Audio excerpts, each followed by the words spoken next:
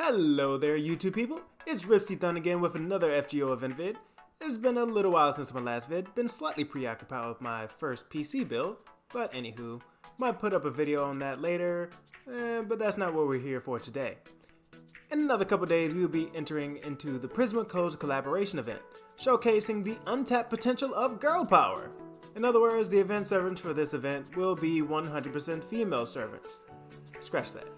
99% female servants and a 1% questionable gender servant. All servants on rate up during this event, except for Med B, is caster class servants. So if you're rolling on the banner for Iliasville von Einsburn, I hope you're looking forward to a spook or two.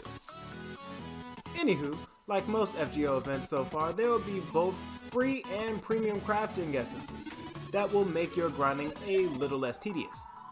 Now, the premium CEs will assist in obtaining more of the event currencies, and the free event craft essences will aid in damage output throughout the event. Now, the currencies will be Lion-kun, Magical Bushido Muisashi, and High Class Pudding that will act as the gold, silver, and bronze currencies respectively. Azure Magical Girl craft essence will increase the yield of Lion-kun, kill on-site boost the drops of Magical Bushido Musashi, and the 3-star crafting essence, Painful, will increase your allotment of high-class pudding. The free crafting essences will be Caliad Ruby, Caliad Sapphire, and Magical Ruby. Now, Magical Ruby is only CE fodder, so no need to talk about that anymore, but Caliad Ruby and Caliad Sapphire will be very helpful for us masters. Both will increase the attack by event servants by 50%, but will additionally increase performance of your command cards. Ruby will increase the output of Buster performance, and Sapphire will increase the performance of Arts cards performance. If you haven't guessed it from the event CEs, Buster and Arts build will be highly advised going through the Prisma Codes event. Like the Onigashima event, there will be a series of raid bosses that the masters will have to triumph over to complete all 100 missions that will be entrusted to them. For the odd number bosses, they will be weak to Buster cards, and the even raid bosses will be weaker to Arts cards. Boss number 1, Nursery Rhyme, will be weak to Buster, boss number 2, Medea, will be weak to Arts cards, and so forth and so on. So what will we be getting out of this event, aside from a cornucopia of different Ascension mats, mana prisms, and a handful of summon tickets? For those free-to-play masters out there, we will also be getting another premium servant, Chloe von Einsburn. Her will be the second free 4-star Archer servant that we've received in FGO. She is quintessentially what you would get if you turned Emiya into a lolly and cranked the lewd factor almost to max. The darker side of Ilia, no pun intended, will have an absolute max attack of 13,920 and an absolute max HP of 15,233. She has a star gen of 8%, a star absorption of 148, MP gain on attack of 0.38%, MP gain on defense of 3%, and a def rate of 36%. Now, her deck includes 2 quick cards, 2 arts cards, and 1 buster card.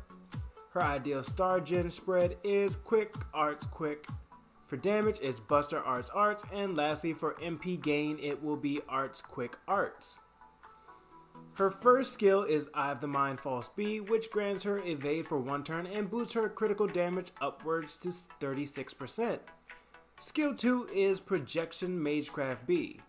This will increase performance of all cards starting at 20% at level 1 and ending at 35% at level 10. Her last skill, aptly named, Kiss Demon B, which will charge her MP gauge and increase crit star gen for 3 turns. The MP gauge will charge up to 50% at max, and her star gen rate will essentially double. Her passive skills will be Magic Resistance C, increasing debuff resistance by 15%, and Independent Action B, increasing own critical damage by 8%.